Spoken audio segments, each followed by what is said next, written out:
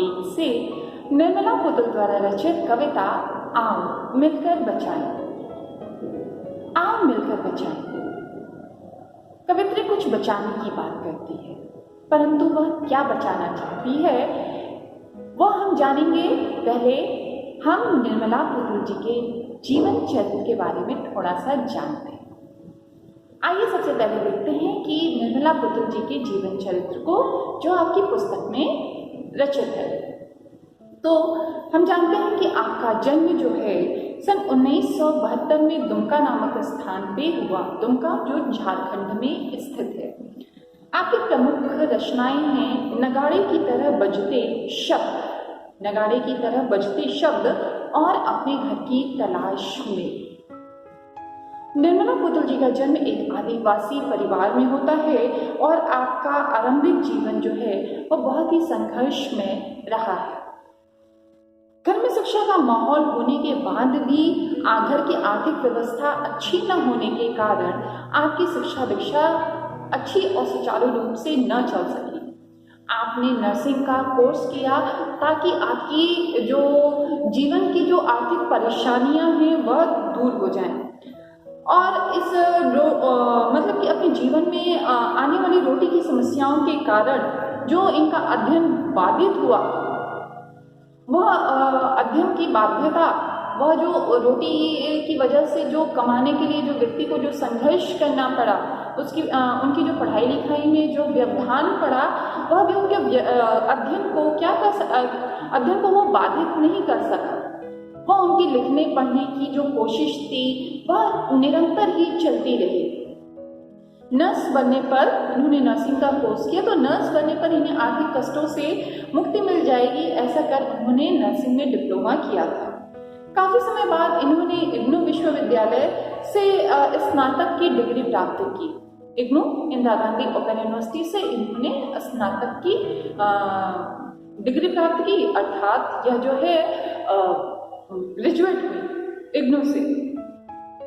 संथाली समाज और उसके राग बोध से आपका गहरा जुड़ाव था। नर्सिंग की शिक्षा के समय बाहर की दुनिया से भी आपका परिचय हुआ, अर्थात क्या, जब कोर्स करने के लिए बाहर निकली तो अपने उस आदिवासी समाज को इन्होंने छोड़ा और जब वो बाहर निकलती हैं तो उस बाहरी दुनिया से भी इनका जुड़ाव होता है या बाहरी दुनिया को भी जानने समझने लायक होती हैं, जिससे इन्होंने अपने परिवेश की वास्तविक स्थिति को समझने का सफल प्रयास किया।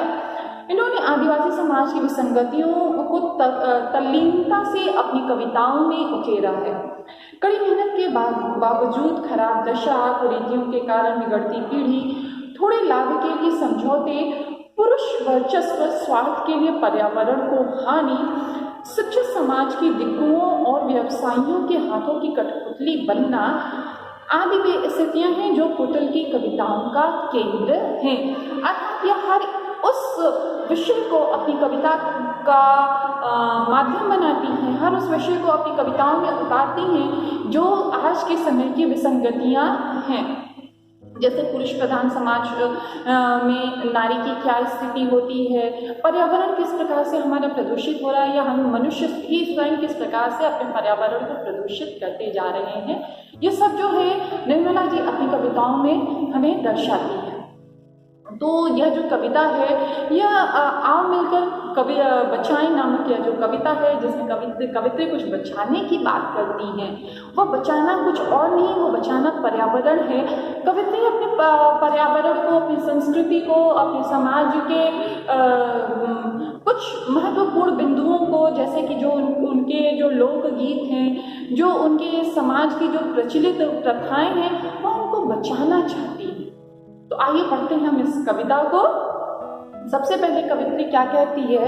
सबसे पहले कवित्री कहती है अपनी बस्तियों को नंगी होने से, अपनी बस्तियों को नंगी होने से, शहर की आबो हवा से बचाएं, डूबने से पूरी की पूरी बस्ती को हरियाण। अपने चेहरे पर संथाल परगना की माटी का रंग, भाषा में झारखंडीपन, ठंडी होती दिनचर्या में जीवन की गर्माहट, मन का हरापन, भोलापन, दिल का अखड़पन, जुझारूपन भी, भीतर की आग, धनुष की डोरी, तीर का नुकीलापन, कुल्हाड़ी की धार, कुल्हाड़ी की धार, जंगल की ताजा हवा, नदियों की निर्मलता, पहाड़ों का मौन, गीतों की धुन, मिट्टी का सोंधापन, फसलों की लहलहाहट। कवित्री इन सभी चीजों को बचाने की बात है। तो सर्वप्रथम क्या कहती है? सर्वप्रथम कहती है, अपनी बस्ती को नंगी होने से, शहर की आबो हवा से बचाएं उसे। कवित्री को इस बात का भय है कि शहर की जो आबो हवा है, वो जो शहर की आबो हवा है, वह उसकी समाज को पूरा का पूरा नंगा कर रही है। वह उसको जिस प्रकार से मनुष्य जो है निर्वस्त्र होता जा रहा है, उसी प्रकार से उसका समाज जो है वह नंगा हो जाएगा यदि शहर की हवा उसकी बस्ती के ऊपर लग गई तो कवित्री कहती है कि हमारी बस्तियां शहरी वातावरण की उच्च श्रृंखलता के प्रभाव में आ जाती है। उच्च श्रृंखलता यानी कि हमारे शहर के जो बच्चे हैं, उन्हें क्या है, बातचीत का लहजा अपने बड़ों से वह समाप्त हो जाता है, अर्थात जवाब में नंगापन आ जाता है। वह खुलकर भी कहीं भी कुछ भी बोलने लग जाते हैं, बड़ों का अदब समाप्त हो जाता है। और क्या हो जाता है, मतलब कि इस वजह से मनुष्य इस शहरी आबोहवा के कारण उसके आदिवासी समाज की जो मर्यादाएं हैं वह खत्म होती जा रही हैं, वह टूटती जा रही है। इसलिए कवित्री कहती है कि अपनी बस्ती को नंगी होने से बचाएं, अर्थात उन मर्यादाओं को हम सुरक्षित रखें, जिससे हमारा समाज, कवित्री का संथाली समाज जो है वो पूरी तरह से निर्वस्त्र होता जा रहा है, अर्थात समाज जो है पूरी तरह से नंगा होता जा रहा है। कवित्री आगे कहती है कि शहर की आबो हवा से बचाएं उसे, डूबने से पूरी की पूरी बस्ती को हड़िया में। कवित्री कहती है कि जिस प्रकार से वृक्षों को काट कर उसे नंगा कर दिया जा रहा है, वृक्ष को काटने के कारण धरती जो है नंगी होती जा रही है, उसी प्रकार से ये जो बिना पेड़ पौधों की यह धरती होती जा रही है और उसमें जितनी भी मर्यादाएं थी वो समाप्त होती जा रही हैं। उस कारण से उसकी पूरी की पूरी बस्ती जो है एक हड़िया में डूबती जा रही है। परंतु उसके डूबने का और भी कारण है, और भी कुरीति है। वो कुरीति क्या है? बचाएं डूबने से पूरी की पूरी बस्ती को हड़िया में, अर्थात कवित्री कहती है कि उसका पूरा का पूरा समाज जो है एक हड़िया में डूबता चला जा रहा है। हड़िया जिसमें जैसे कि ताड़ के वृक्षों के बारे में आपने सुना होगा, ताड़ से ताड़ी निकलती है, वो क्या है, वह एक नशे का उससे नशा होता है। तो उसी प्रकार से एक हड़िया में, एक मिट्टी के बर्तन में पूरा का पूरा युवा समाज जो है वो डूबता चला जा रहा है। तो कवित्री यहाँ पे ये बताती है या कहती है कि उसकी समाज के जो युवा हैं वो पूरे के पूरे वो पूरा का पूरा युवा समाज, वो पूरा का पूरा युवा वर्ग क्या करता जा रहा है, पूरा नशे में डूबता चला जा रहा है। हड़िया में वो डूबता चला जा रहा है। कवित्री कहती है कि पूरी की पूरी जो है वह उसका पूरा युवा वर्ग जो है वह हड़िया में डूबता चला जा रहा है। कुछ समय बाद उसकी स्थिति क्या होगी? या तो प्रत्यक्ष अर्थ है, परोक्ष अर्थ वो पूरी की पूरी हड्डियों में कंकाल में बदल जाएगा। क्योंकि वह पूरा का पूरा अपने आप नशे में डूबता चला जा रहा है, अर्थात वह जो है उसका आदिवासी समाज वो पूरी की पूरी तरह से शहरी आबोहवा के कारण, शहरी संस्कृति के कारण अपने आप को उसी जैसा बनाने के लिए वह क्या करता है, वह पूरी की पूरी तरह से उसको अपने अंदर आत्मसात करने के चक्कर में वह पूरी की पूरी तरह से वह अपने शरीर को निर्वस्त्र कर रहा है। वह पूरी की पूरी तरह से उस नंगेपन को धारण करता जा रहा है और पूरी की पूरी तरह से वह उस कुरीति को, नशे जैसी कुरीति को अपने जीवन में शामिल करता चला जा रहा है। आइए पढ़ते हैं आगे की कविता।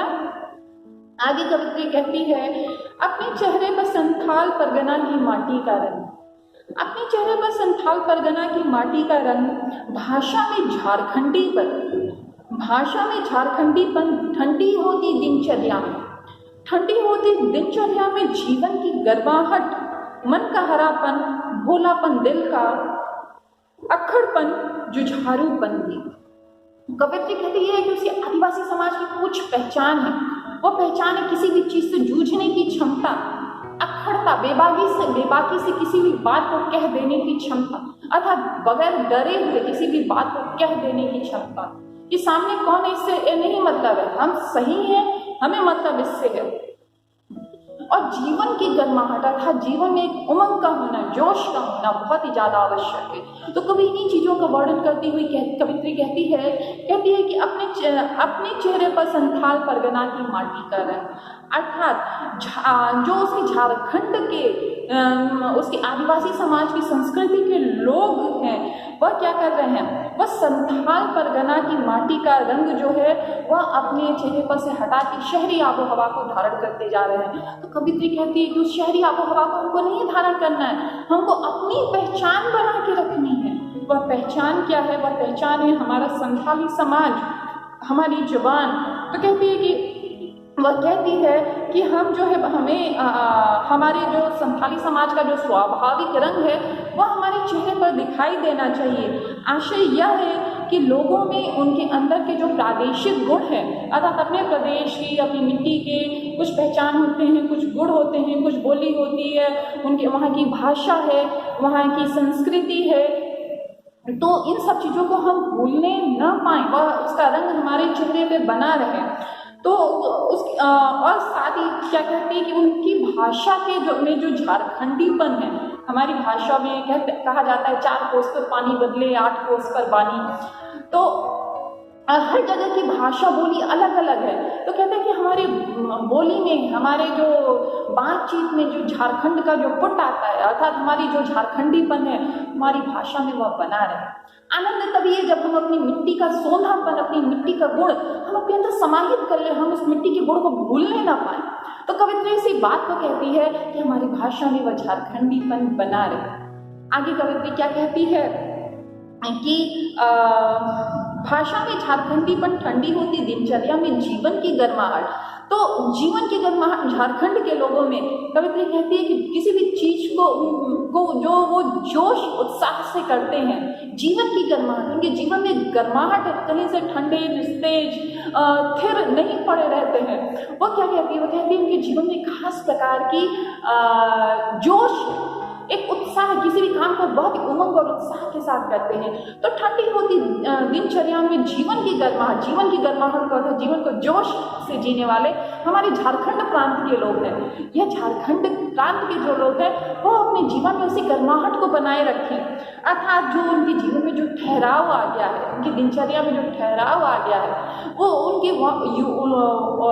उनके आदिवासी समाज के जो युवा वर्ग है वो जो ठंडी गति से जो काम कर रहा है, अच्छा कर लेंगे, आज नहीं कल कर लेंगे। तो शहरी युवाओं का जो प्रभाव है उसमें जो उनके झारखंड समाज का, उनके आदिवासी समाज का जो रंग चढ़ता जा रहा है, उन पर रंग चढ़ता जा रहा है। कवित्री कहती है कि इनसे हटने की जरूरत है, हमको अपनी जो हमारे जो स्वाभाविक गुण हैं उनको बचाने की आवश्यकता है। कवित्री कहती है कि ठंडी होती दिनचर्या में जीवन की गर्माहट, मन का हरापन, अर्थात उनके जीवन में जो उत्साह नष्ट हो गया था वह बना रहे या फिर से पुनः लौट आए।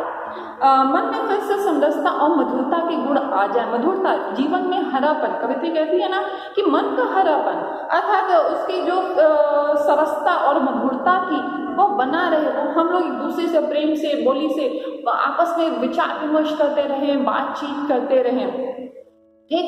तो उसको कहते हैं कि वह बना रहे। उनके दिलों में चालाकी और समझदारी की बजाय क्या हो, कहती ना कि मन का हरापन, भोलापन, दिल का अक्खड़पन, जुझारूपन भी। तो कहती है जो शहर में जो छल कपट बुराई, एक दूसरे को छल लेने की जो कुरीति है, आप बगल वाले पे भी भरोसा नहीं कर सकते कि वो व्यक्ति कैसा है। आप अपना हमराज किसी को नहीं बना सकते, आप किसी के ऊपर भरोसा नहीं कर सकते।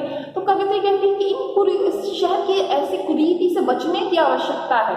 तो वो कहती है वह क्या कहती है कि मन का हरापन, भोलापन, दिल का अक्खड़पन, जुझारूपन भी, अर्थात कवित्री कहती है कि जो शहर की जो समझदारी जो हमारे समाज के ऊपर आ गई है, उसकी जगह हमारे समाज में मधुरता बनी रहे, वह मधुरता बनी रहे, और वो वही पहले जैसा भोलापन जो हम लोग भोले भाले थे, वही पहले जैसा भोलापन वापस पुनः लौट आए। फिर आगे कवित्री कहती है कि अक्खड़पन, जुझारूपन भी, तो आदिवासी समाज, अपने आदिवासी संथाल समाज का, झारखंड के लोगों का, वो कहती है कि उनके अंदर अक्खड़पन अर्थात किसी बात को बेबाकी से कह देने की जो क्षमता थी, जो प्रवृत्ति थी, वह लुप्त होती जा रही है, वह समाप्त होती जा रही है। उनका जो गर्म, बात बात पर जो गर्म होकर तन जाने के जो एक विशेष गुण था, वह बात बात में वो किसी भी काम के लिए संघर्ष करने को हमेशा ही वो तैयार रहते थे, वह सब कुछ कहीं ना कहीं से लुप्त होता जा रहा है। तो कवित्री कहती है वह सब कुछ, वो सारी गुण पुनः वापस लौट आए। वह बहुत ही मतलब कि उसके दिल की बहुत ही बड़ी ख्वाहिश है कि उसका जो समाज है वो पहले की तरह हो जाए, वो पहले की तरह से भोले भाले हो जाए, उनके जीवन में वही हरापन यानी कि वही मधुरता के गुण आ जाए, उनका वह भोलापन जो है वह वापस पुनः लौट आए। अर्थात कवित्री को जो है अपनी संस्कृति से इतना ज़्यादा लगाव है कि वह चाहती है कि वह मरने ना पाए, वह पुनः जीवित हो जाए। अर्थात वह अपने संथाली समाज के जो लोक स्वभाव है, उनके लोगों का जो स्वभाव है, वह उसको जिंदा रखना चाहती है, वह उसको कायम रखना चाहती है। ठीक, आइए पढ़ते हैं आगे। आगे कवित्री कहती है कि भीतर की आग, अंदर एक अग्नि है, वो जलते रहनी चाहिए। वो शायद दुष्यंत कुमार जी ने कहा है ना कि मेरे सीने में न सही, तुम्हारे सीने में ही सही, कहीं ना कहीं आपको जलना चाहिए। तो वो उस आग को की बात करती हैं जो मनुष्य की चेतना है। कहती हैं कि भीतर की आग, धनुष की डोरी, तीर का नुकीलापन, कुल्हाड़ी की धार, जंगल की ताजा हवा, नदियों की निर्मलता, पहाड़ों का मौन, गीतों की धुन, मिट्टी का सौंधापन, फसलों की लहलहाहट। कवित्री कहती है कि वह चाहती है, वो क्या चाहती है कि झारखंड के लोगों के जीवन में जो उत्साह चला गया है वो वापस पुनः आए। भीतर की आगे उत्साह होता है, जोश होता है, किसी की भी काम को करने की क्षमता होती है। कवित्री चाहती है कि वह पुनः वापस लौट आए, अर्थात उनका उमंग जो है कभी भी नष्ट न होने पाए, वह उसी उमंग, उसी उत्साह, उसी जोश के साथ अपना कार्य करें।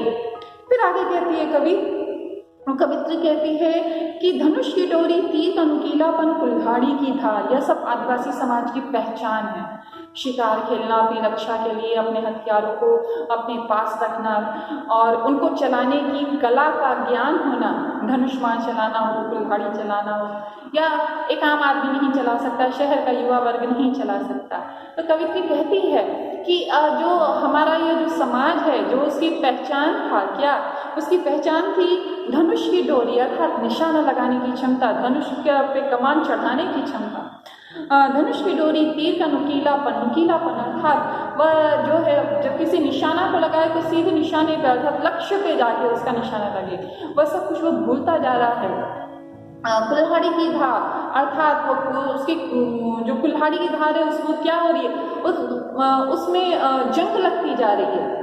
अर्थात काम करने की क्षमता जो हमारा जो आदिवासी समाज था वह निरंतर उत्साह, उमंग, जोश से प्रभावित होकर निरंतर कुछ न कुछ किया करता था, परंतु वो उमंग, वह जोश, वो उत्साह ठंडा होता जा रहा है। वह अपनी लोक कलाओं को, लोक संस्कृतियों को भूलता जा रहा है, वह उन हथियारों को चलाने की क्षमता को भूलता जा रहा है। कवित्री कहती है कि भूलने नहीं देना है। इस वजह से वह कहती है कि धनुष की डोरी तथा तीर का नुकीलापन यथावत बना रहे, अर्थात वह उस अपने जो कौशल को जानता था, यह एक प्रकार का युद्ध कौशल था, अपनी रक्षा करने की क्षमता एक प्रवृत्ति है। कवित्री कहती है कि वह बना रहे, वह नष्ट न होने पाए और कुल्हाड़ी की धार भी बनी रहे, अर्थात कुल्हाड़ी की धार में जंग न लगने पाए, कुल्हाड़ी की धार बनी रहे। आशय यह है कि परंपरागत जीवन शैली को जो उनका जो संथाली समाज है वह न छोड़े, वह अपने कर्म, अपनी तेजस्विता और अपने प्रभाव को सुरक्षित रखे। आगे कवित्री कहती है कि जंगल की ताजा हवा, नदियों की निर्मलता, पहाड़ों का मौन, गीतों की धुन, मिट्टी का सोंधापन और फसलों की लहलहाहट। कवित्री कहती है कि यहाँ की जो मतलब आदिवासी समाज जो जंगलों में रहता है, जो हमारी जैसे तरक्की नहीं किया, हमारे जैसे तरक्की मतलब कि जिस तरह से हमने ईंट और पत्थरों के हमने बड़े बड़े जंगल उगा लिए हैं, जंगलों को काट कर हमने अपने अलग ही कंक्रीट के जंगल उगा लिए हैं। कवित्री कहती है कंक्रीट के जंगलों की आवश्यकता नहीं है, हमारे समाज को उसी मतलब पहाड़ों के मौन की आवश्यकता है। अर्थात वह मौन जो जब मनुष्य अस्वस्थ होता है तो उस मौन में, उस शांति में जाकर उसको आनंद प्राप्त होता है, वह उसकी आयु वहां जाकर बढ़ जाती है। इसलिए कवित्री क्या कहती है? इसलिए कवित्री कहती है कि पहाड़ों का मौन, नदियों की निर्मलता यानी कि वह निर्मल जल जो पहाड़ों से होकर जो जल आता है उसकी निर्मलता यथावत बनी रहे। अगर हम भी शहर के आबो हवा में आ जाएंगे तो इन नदियों की निर्मलता जो है वो समाप्त हो जाएगी और निर्मलता कहीं नहीं रहेगी। वह फिर से वह शहर की नदियों की तरह, शहर की तरफ से होकर बहने वाली नदियों की तरह फिर से वह प्रदूषित हो जाएगा। तो इस वजह से कवित्री कहती है कि हमें आवश्यकता है, हमें कुछ ऐसा करना है कि हमारे नदियों की निर्मलता बनी रहे, हमारे पहाड़ों का मौन बना रहे। क्यों? क्योंकि हमारे ही साथ साथ उस आदिवासी समाज के साथ साथ पूरी दुनिया को, पूरे विश्व को जंगलों की आवश्यकता है, पहाड़ों की आवश्यकता है, इस पर्यावरण को, इस वातावरण को पहाड़ों की आवश्यकता है, जंगलों की आवश्यकता है। इस वजह से कवित्री कहती है क्या कि नदियों की निर्मलता वह यथावत बनी रहे, अर्थात उसका जल जो है वो प्रदूषित न होने पाए। जिस प्रकार से शहर में तमाम प्रकार की फैक्ट्री, कारखाने, उद्योग आदि लगाकर लोग नदियों की निर्मलता को नष्ट कर दे रहे हैं, वैसे हमारा समाज हमारी इस धरती को, हमारी इस नदियों को गंदा न करने पाए, अर्थात उसकी निर्मलता जो है वह वैसे ही बनी रहे और जंगल की ताजा हवा बनी रहे। अर्थात जब हम शहरी लोग क्या कर रहे हैं? शहरी लोग उस जंगल को काट कर दिन रात उसको काट कर हम कंक्रीट के जंगल उगा रहे हैं या ईंट पत्थरों के जंगल हम उगा रहे हैं। तो कवित्री कहती है हमको ऐसे जंगलों की आवश्यकता नहीं है, हमें हमारी इस धरती को वास्तव में जंगल की आवश्यकता, हमको इसको बचाना है। तात्पर्य है कि जैसे चिपको आंदोलन हुआ था, हमें वैसे आंदोलन तो करने की आवश्यकता है, हमें कुछ ऐसा नया करने की आवश्यकता है, ना कि हमें शहरवासियों के पीछे उनके जैसा जीवन जीने की आवश्यकता। हमें अपना जीवन नहीं छोड़ना, जैसे हम जी रहे थे हमें वैसे ही जीना है। हमें अपने जंगलों से प्यार करना, हमें अपने पहाड़ों से प्यार करना, हमें अपनी नदियों की निर्मलता से प्यार करना है। हम जैसे नदियों को माँ की उपाधि देते आए हैं, हमें उसको उसी तरह से देखना, रहना और करना है। कवित्री आगे कहती है, आगे क्या कहती है? आगे कहती है कि पहाड़ों का मौन, गीतों की धुन, अर्थात कवित्री कहती है कि इनके जो संथाली समाज के, आदिवासी समाज के जो लोकगीत हैं, हम जो शहरवासी हैं वो क्या करते हैं? हम पाश्चात्य संगीत की तरफ भागते हैं। पाश्चात्य संगीत बड़ा अच्छा है, तमाम प्रकार के बीट्स बड़े अच्छे हैं, हम अपने इस गीतों को भूलते जा रहे हैं, अपने लोक गीतों की मिठास को भूलते जा रहे हैं। तो कवित्री वही बात कहती है कि हमें अपने लोक गीतों की मिठास को बनाए रखना है, हमें उन्हें गुनगुनाते रहना है, हमें उन्हें गाते रहना है। इसलिए कवित्री क्या कहती है? इसलिए कवित्री कहती है कि गीतों का धुन, मिट्टी का सौंधापन जब बारिश ऊपर से गिरती है, वो बारिश जब ऊपर से गिरती है उससे जो उठने वाली, जो मिट्टी से जो निकलने वाली जो खुशबू है, उसका वह सौंधापन बना रहे। अर्थात जब जंगल रहेंगे, जब नदियां रहेंगी, जब पहाड़ रहेंगे, तब भी बारिश होगी, अन्यथा क्या होगा? अन्यथा ना बारिश होगी, चारों तरफ सूखा पड़ेगा और हमें उस मिट्टी का वह सौंधापन, अर्थात वो सौंधी खुशबू हमें प्राप्त नहीं होगी। इसलिए कवित्री यहाँ पे कहती है कि इन सभी चीज़ों को, इन सभी प्राकृतिक चीज़ों को बचाने की बात करती है। कवित्री कहती है कि जो मिट्टी का जो स्वाभाविक गुण है, उसका स्वाभाविक गुण, उसका सौंधापन वह बना रहे। और सबसे बड़ी चीज़ कि फसलों की लहलहाहट, जब वर्षा होगी और जब वर्षा का जल जब इस धरती पर पड़ेगा और जब उससे जो बीज गलेगा, तभी जब उसमें मिट्टी में आकर जब बीज गलेगा तभी हमें फसल मिलेगा और तभी फसल लहराएंगे और जब वह लहराएंगे तभी हर मनुष्य का पेट भरेगा। अर्थात इन 3 शब्द में, अर्थात इस एक पंक्ति में कि फसलों की लहलहाहट के लिए, अर्थात फसल भी हरे भरे हो और वह भी खुशी से लहराए। जब फसल लहराते हैं तो इसका मतलब क्या है कि इसका मतलब है कि फसल खुश है, हमारे घरों तक अनाज पहुंचेगा, हमारे घरों तक अनाज पहुंचेगा, अर्थात हमारे घर के बच्चे भूखे नहीं मरेंगे। तो यहाँ पर कवित्री यह बताती है कि हमारे इन फसल की लहलहाहट के लिए इन सब चीज़ों की आवश्यकता है, इन सब चीज़ों की मतलब कि पहाड़ों के मौत की आवश्यकता, जंगलों की आवश्यकता, वर्षा की आवश्यकता, नदियों के जल की आवश्यकता, हर उस प्राकृतिक चीज़ की आवश्यकता है। अर्थात हमें किसी और के परिवेश, किसी और की संस्कृति की तरफ भागने की आवश्यकता नहीं है। हमें आवश्यकता है हम किस तरह से अपना जीवन जीते हैं, हमें उस पारंपरिक जीवन को जीना है, उसे हमें भूलना नहीं है। आगे कवित्री क्या कहती है? आगे कवित्री बहुत बड़ी बात कहती है, शहरवासियों के ऊपर बहुत बड़ा व्यंग है। वो क्या कहती है? कहती है नाचने के लिए खुला आंगन, नाचने के लिए खुला आंगन, गाने के लिए गीत, हंसने के लिए थोड़ी सी खिलखिलाहट, हंसने के लिए थोड़ी सी खिलखिलाहट, रोने के लिए मुट्ठी भर एकांत, रोने के लिए मुट्ठी भर एकांत, बच्चों के लिए मैदान, पशुओं के लिए हरी हरी घास, बूढ़ों के लिए पहाड़ों की शांति, बूढ़ों के लिए पहाड़ों की शांति की कामना जो है वह कवित्री करती। कवित्री क्या है?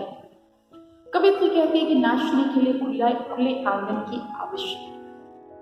शहर में लोग एक के ऊपर एक अपना जीवन यूं जी रहे हैं फ्लैट में, जैसे वह ट्रेन में एक के ऊपर एक बर्थ होती है, वैसे वह अपना जीवन जीने के लिए बाध्य है, उसमें खुश नहीं। उनके पास कोई नाचने के लिए आंगन नहीं है, उनके यहाँ कोई शादी विवाह, कोई रीति रिवाज, परंपराएं आदि का निर्वहन सही से नहीं होता है। क्यों? क्योंकि वो आंगन ही नहीं रह गया। आप अगर गांव के अपने आंगन को देखें, चारों घर में क्या होता था कि एक जो है चारों तरफ बड़े से कमरे, बीच में खूब बड़ा सा आंगन, और वो आंगन उसमें ऊपर से झांकता हुआ नीला आसमान। तो कवित्री कहती है कि वो नाचने के लिए वो खुले आंगन की आवश्यकता है। जब हमारे घर में कोई भी ऐसे शादी ब्याह आदि के कोई कार्यक्रम हो तो ऐसा एक आंगन हो जहां हम सब मिलकर नाच सके, गा सके। आगे कवित्री क्या कहती है? आगे कहती है गाने के लिए गीत, अर्थात हम हमारे पारंपरिक लोक गीतों को भूलने ना पाए, हमारे वह गीत जो है वह सलामत रहें। हम क्या वो तभी सलामत रहेंगे जब हम उन्हें निरंतर उन गीतों को गाते रहेंगे, अर्थात हमारे लोकगीत तभी जीवित रह सकते हैं। फिर आगे कहती है कवित्री की हंसने के लिए थोड़ी सी खिलखिलाहट, थोड़ी सी खिलखिलाहट हंसने के लिए। आज जो हम शहर के जो बहुत बड़े बड़े लोग हो गए हैं, वह क्या कहते हैं? उनको हंसना भी नहीं आता। वास्तव में क्या है, हम एक हंसने की सिर्फ एक औपचारिकता पूरी करते हैं, एक स्माइल, खत्म। कोई किसी से आंख से आंख टकराई और हम एक मुस्कुराहट दे देते हैं, बस हम क्या करते हैं, एक मुस्कुराहट दिया, काम खत्म।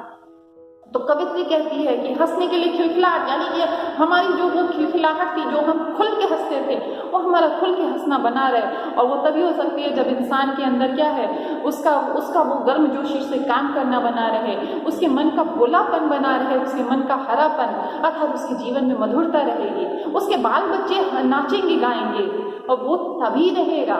इस वजह से कवित्री क्या कहती है? इसलिए कवित्री कहती है कि हंसने के लिए थोड़ी सी खिलखिलाहट बचा के रखो, न शहरी आबो हवा में खोने ना पाओ।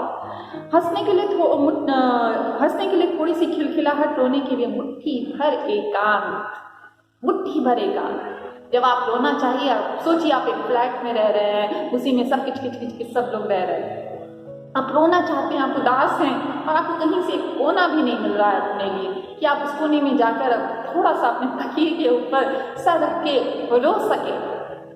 कहने का तात्पर्य है कि रोने के लिए एकांत की आवश्यकता है, जो वो उसको अपने जंगलों में, अपने पहाड़ों में, उन निर्मल जल में ही मिल सकती है। वहीं पे उसको वैसी ही जगह पे वह रो सकती है। तो वो रोने के लिए जो एकांत की आवश्यकता है, वह आज के जो फ्लैटनुमा घर है वहां नहीं मिलेगा। वो वहीं होगा जहां एक बड़ा सा घर हो, नाचने के लिए आंगन हो। तो तो कवित्री यहाँ पे कहती है कि वो जो मुट्ठी भर एकांत है, अर्थात जो अकेलापन भी जो चाहिए वो भी वहीं मिल सकता है जहाँ ये सब कुछ हो, चारों तरफ गाड़ियों की पी पी की आवाज़, चारों तरफ किसी का किसी से कोई मतलब ना हो। एक ऐसी दुनिया में जीकर हम क्या करेंगे। कवित्री इसीलिए कहती है कि रोने के लिए मुट्ठी भर एकांत, बच्चों के लिए मैदान, पशुओं के लिए हरी हरी घास, बूढ़ों के लिए पहाड़ों की शांति। तो यहाँ पे कवित्री यह बताती है कि कहना चाहती है कि हमें एक ऐसे जगह को बनाए रखने की आवश्यकता है कि वहाँ पे सिर्फ एक ही वर्ग ना जिए, भागते दौड़ते सिर्फ एक ही वर्ग जी रहा है। तो कवित्री कहती है कि सिर्फ एक ही वर्ग, यानी सिर्फ युवा वर्ग ही नहीं, उसके समाज में बच्चों के लिए खुला मैदान हो जहाँ वो खुलकर क्या कर सके, खेल कूद सके, वह नाच गा सके। वहाँ पे बूढ़े बुजुर्गों के लिए क्या हो, एकांत भी हो। बूढ़ों के लिए पहाड़ों की शांति, जब पहाड़ रहेंगे तभी उन्हें वह शांति मिलेगी, तभी वह स्वस्थ रह सकेंगे। इसलिए कवित्री बात करती है पहाड़ों की शांति की। वह कहती है कि पहाड़ों की शांति हो और पशुओं के लिए हरी भरी घास। आज के समय पे शहरी आदमी इतना व्यस्त और इतना ज़्यादा स्वार्थी होता जा रहा है कि वह उसने पशु पक्षियों की तरफ ध्यान देना ही छोड़ दिया है। पहले के समय पे लोग क्या करते थे, जब खेती करते थे, आपने सुना होगा खेती बाड़ी। खेती वो होती थी जहाँ पे मनुष्य अपने लिए कुछ अनाज को उपजाता था और जमीन का एक हिस्सा, एक टुकड़ा छोड़ दिया जाता था जिसे बाड़ी कहते थे, जहाँ पशु जो है जाकर चरते थे। परंतु आज मनुष्य क्या है, एक एक इंच जमीन के लिए लड़ाई कर रहा है। एक एक इंच जमीन की ऐसा भूखा हो गया है कि वो किसी से किसी भी तरह की लड़ाई लड़ जा रहा है। किसी भी स्तर पर जाने के लिए वह कुछ भी नहीं सोचता कि वह रास्ता सही है या गलत है। तो कवित्री यहाँ पे कहती है, क्या कहती है, यहाँ पे उसके कहने का मतलब है कि पशुओं के लिए हरी भरी घास, बूढ़ों के लिए पहाड़ों की शांति, अर्थात वो स्वच्छ स्वस्थ वातावरण जो है वो पहाड़ों पर ही हमारे बुजुर्गों को प्राप्त हो सकता है, वह बनी रहे, वह हमारा समाज उनके लिए बनाए रखे। और पशुओं के लिए भी, यानी हम सिर्फ अपने ही बारे में, हम इतने स्वार्थी ना हो कि हम सिर्फ अपने ही बारे में सोचते रहे। हमें सिर्फ अपने ही बारे में सोचने की आवश्यकता नहीं है, हमें उनके बारे में भी सोचना होगा। पशुओं के बारे में सोचना होगा, हमारे बुजुर्गों के बारे में सोचना होगा, हमारे बच्चों के बारे में सोचना होगा। सिर्फ हम एक भौतिक प्रगति ही ना करने पाए, हमारी जो प्रगति है वो सिर्फ भौतिक प्रगति, अर्थात हम अपने भविष्य को, अपने आने वाले वंशजों को कहाँ लेके जाएंगे, हम उन्हें क्या लेके जाएंगे। क्या वो सिर्फ चित्रों में देखेंगे? यह मेरा प्रश्न है कि क्या वो सिर्फ चित्रों में देखेंगे कि पहाड़ ऐसे थे, नदियाँ ऐसी निर्मल थी, गंगा ऐसी पावन थी? क्या वो सिर्फ चित्रों में या सिर्फ किताबों में पढ़ेंगे, या हम हमारी आने वाली नस्लों को कुछ देकर भी जाएंगे? तो वो हम उनको क्या देके जा रहे हैं? वो हम उनको या ईंट पत्थरों के वो इन कंक्रीट के जंगल देके जा रहे हैं, ऐसे वैज्ञानिक प्रगति देके जा रहे हैं जहां उनका श्वास लेना भी दूभर हो जाए? कवित्री उन्हीं को बचाने की बात करती है। आइए देखते हैं कविता के आखिरी अंश में वह क्या कहती है। कविता के आखिरी अंश में वह कहती है कि इस अविश्वास भरे दौर में, जहां पे हम एक दूसरे पे भरोसा नहीं कर सकते, आज के समय पे आप किसी के ऊपर भरोसा करके रात में किसी के साथ जा नहीं सकते हैं। आप अपने घर पे किसी को सौंप नहीं सकते हैं। आप अपने घर की बहू बेटियों को किसी अन्य अनजान इंसान के साथ जाने नहीं दे सकते हैं। क्यों? क्योंकि वो जो एक पुरानी जो परंपरा थी कि एक गांव में ही, या मैं आपको अपनी तरफ से समझाने का प्रयास करूं कि एक गांव के जितने भी लोग होते थे, जितने भी लड़की और लड़के होते थे, सबको यह मान लिया जाता था कि सभी भाई बहन हैं। तो वह क्यों था? वह इसी विश्वास के तहत था कि एक गांव में एक ही लड़की और लड़के का विवाह भी नहीं होता था। तो उसका कारण यही था कि सबको भाई बहन ही मान लिया जाता था। तो यहाँ पे कवित्री वैसे ही किसी परंपरा की बात करती है। वो क्या कहती कि इस अविश्वास भरे दौर में थोड़ा सा विश्वास, थोड़ी सी उम्मीद, थोड़े से सपने आओ मिलकर बचाएं। कवित्री कहती है कि हमें आज भी क्या है, थोड़े से सपने हम बचा सकते हैं। वह सपने हमारे बच्चों के लिए खुले मैदान के, सांस लेने के स्वस्थ वायु के, फसलों की लहलहाहट के, पशुओं के लिए चरने के लिए स्थान के। कवित्री कहती है हम आज भी बहुत कुछ बचा सकते हैं। हमारे अंदर उम्मीद, हमारी कल्पनाएं हम बचा सकते हैं, हम इन पहाड़ों को बचा सकते हैं। तो कवित्री कहती है इस अविश्वास भरे दौर में, यद्यपि आज चारों तरफ क्या है, चारों तरफ अविश्वास का वातावरण है, परंतु फिर भी हम बहुत कुछ बचा सकते हैं। इसके बावजूद भी कि लोग एक दूसरे को शक की दृष्टि से देखते हैं, ऐसे वातावरण में हमें आपसी विश्वास को बनाए रखने की आवश्यकता है। हमें अपने सपनों तथा आशा को जीवित रखना है। अपने सपनों को क्यों, इसलिए कि कहा गया है ना कि ना हो कुछ भी तब भी क्या है, एक सपना हो तब भी हो सकती है शुरुआत, क्योंकि वहां एक सपना है। तो एक सपना बहुत कुछ करने की उम्मीद मनुष्य को दे देता है। तो सपने को बचाने के लिए क्या है, अपनी आशा को, उम्मीद को बचाए रखने की आवश्यकता है। ये सपने, ये आशा, यह विश्वास लोक जीवन